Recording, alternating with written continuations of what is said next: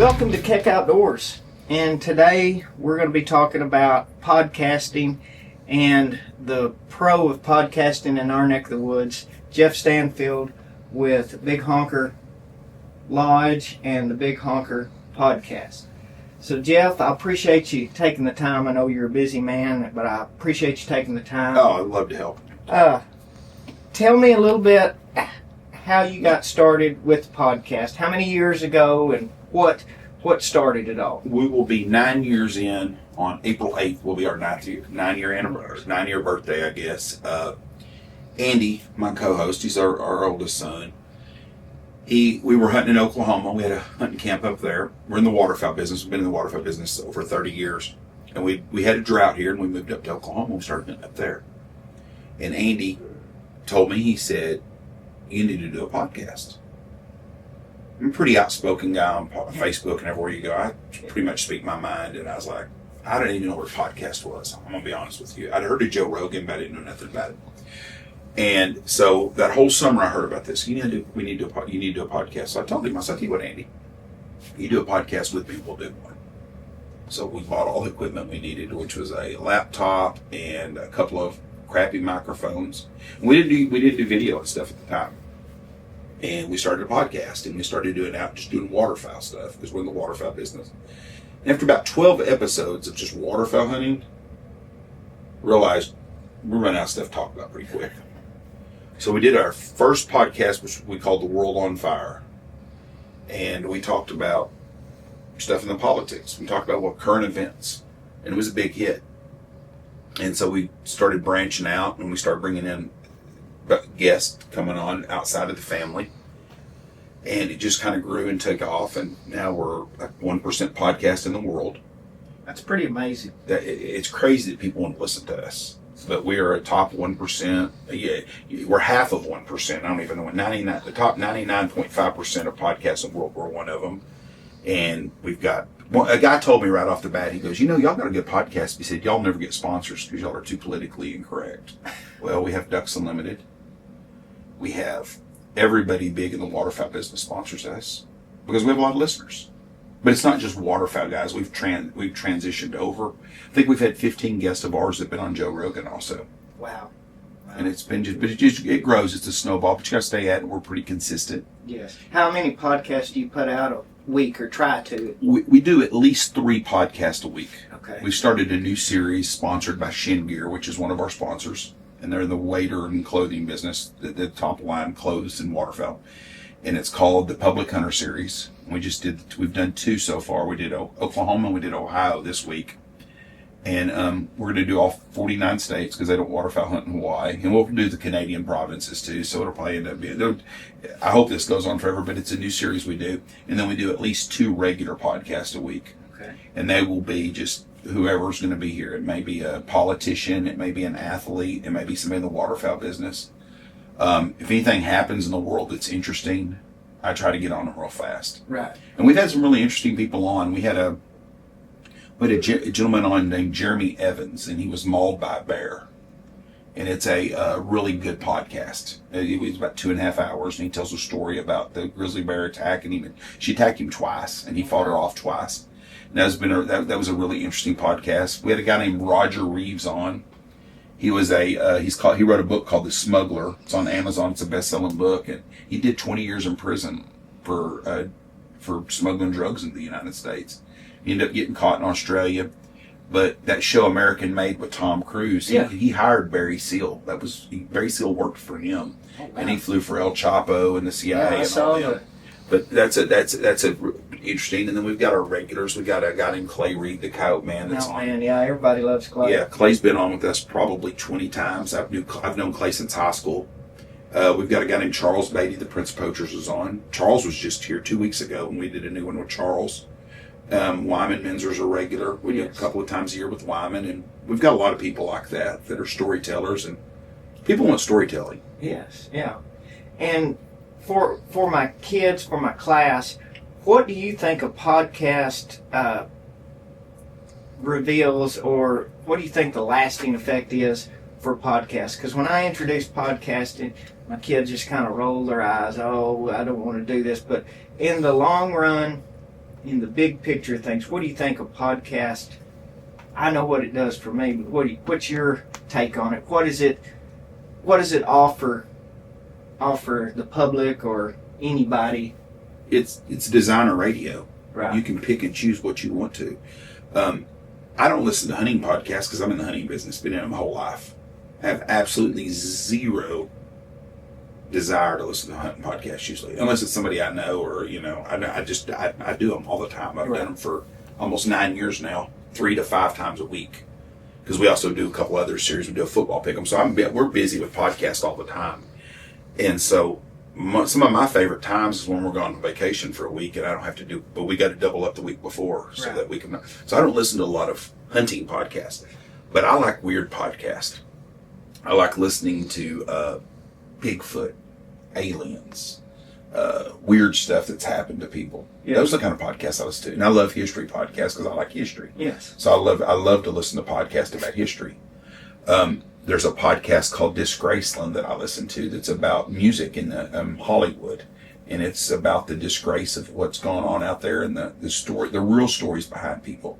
And they'll have everybody from Johnny Cash to Little Boozy or some rapper. I have no idea who that is. But I like listening to true stories. Or someone will tell me, hey, you need to listen to this podcast about so-and-so, and I'll listen to them.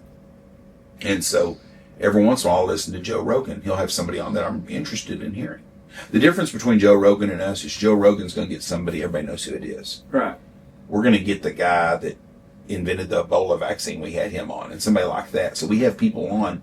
We have to go through different steps because I'm not going to get Steven Tyler from Aerosmith come on our podcast, or Donald Trump, or somebody like that. So if someone tells me, hey, you need to listen to this podcast, it's interesting people, that's what I like to hear. Yeah. A truck driver. Every truck driver out there, if you could really get them to tell you their story, has had interesting things happen. Oh, imagine.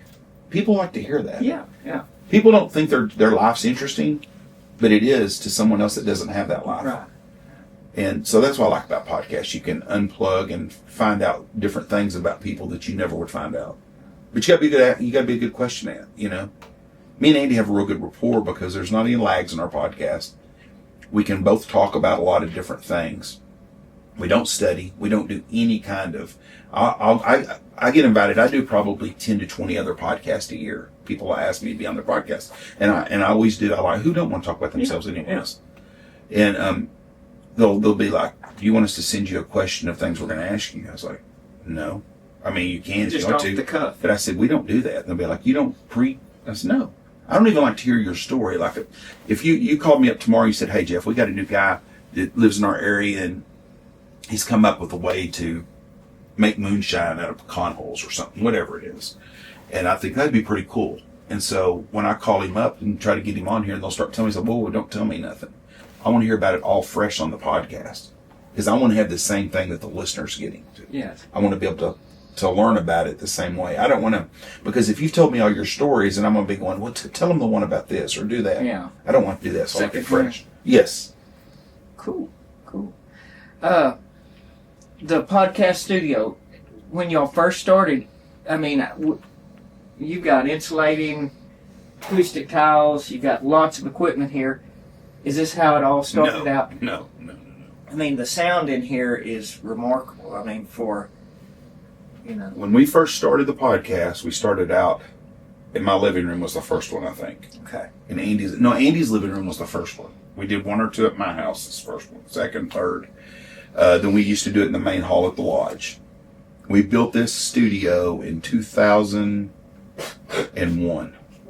And when we built the studio in 2001, we had to add the sound deals. And then these deals, Pacific Calls, the Ducks Unlimited, those are soundboards there too. Okay, they're just wrapped. They're just wrapped, but they're soundboards also. And it took a while and playing around to get the sound. Yeah. But we learned how to do it. I mean, it was a work in progress. Trial and error. We started out with 2 microphones and a motherboard. And I think this is our 4th motherboard that we've upgraded. This is the best one they have. Our microphones now is about the most expensive microphones you can get. We've got 6 cameras that are in here, I think. And the first cameras we had, we couldn't do film here until Starlink came out because we didn't have the internet. Do y'all stream it capability. live? We've done a couple of live ones. We usually don't do anything live, and I tell people that all the time because some of my favorite podcasts we've done is with religious people. We'll have preachers, priests. Yeah, we've had everything on, but a Muslim imam, and we ain't doing that. But I like those guys, and sometimes they'll make sure, is this going to be live? No. Or NDA will do that. They don't want to, I don't know what the NDA is. We've got a data center guy going to be on Friday, so we're going to talk a lot about data centers. But we don't do it live in case they say something that they're not supposed to say. Right. And we've had people, call up. It don't happen very often. I'm going to say 1 out of every 50, someone will call up and say, hey, could you take this out that we talked about? But so we don't do anything. So y'all live. have some delay time then if you need to. Go back. If we do a podcast today, it'll come out tomorrow. Okay. We do it overnight. Andy edits everything. I don't know how to do any of that. Right. But we don't do any. We very seldom take anything out. But we don't do live. We've done some live podcasts, but we haven't done very many of them. Right. But we couldn't even do video podcasts until Starlink came. Yeah. And then we had the internet capability to do it, and that's when we started doing YouTube. So everything's on YouTube or Spotify.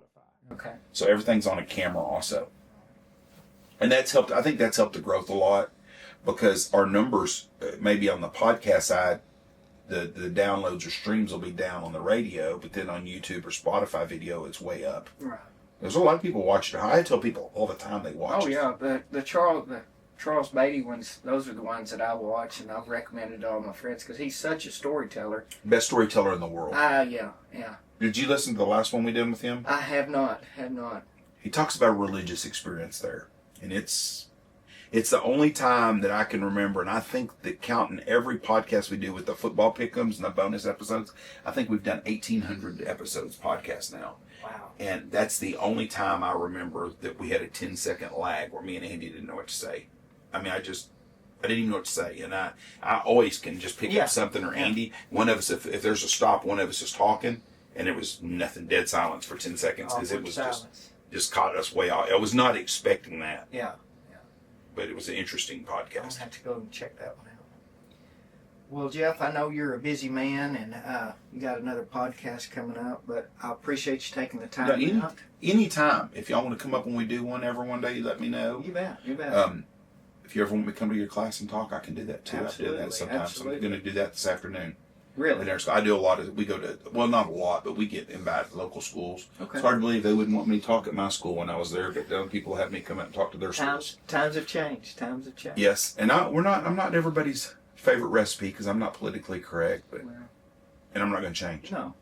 We love the podcast, and we love the Facebook feeds too. Enjoy watching that and everything. Tornado season coming. I know you did a little. Yeah, yesterday We I got didn't get anything out here. It just sprinkled a little bit. We didn't get nothing. Where were you? I was at Gorey. All right, I'm gonna tell you what, it got nasty after I turned my camera off. Oh, wow. The only reason I didn't get into it, Tony got a new pickup and he didn't want to get hail damage. I got you. And I my new pickup, I didn't want to go either. And we got Black Betty, our chasing tour truck out here, but we ended up, we was in Tony's truck and Had to back out of it a little bit. he's like, Jeff, I don't want to. You got insurance? That's what it's for. But my black pickups beat to hell, and so that's what I love to chase storms. That's my gig. That's my jam right there. Yeah. Of anything that you could do. Yeah, I made a career out of what I like to do. We used to be hunting, so Yeah. I don't care about hunting no more. I don't care if I ever shoot anything ever again. Right.